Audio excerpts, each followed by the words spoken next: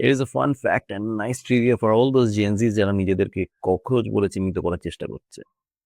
In the year 1997, উড়িষ্যাতে similar একটা protest হয়েছে, আজকে যেটা যন্তর মন্তরে দেখা যাচ্ছে।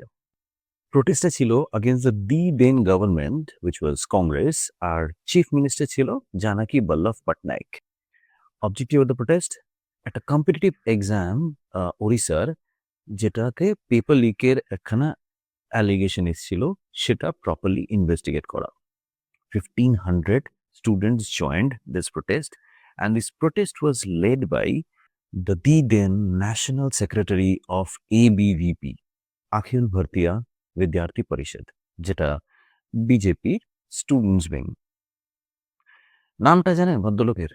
ধর্মেন্দ্র প্রধান, যার রেজিগনেশন আজকে এই ককরোচরা ডিমান্ড করছে। কার উস্কানিতে ডিমান্ড করছে? অভিজিৎ দীপকে।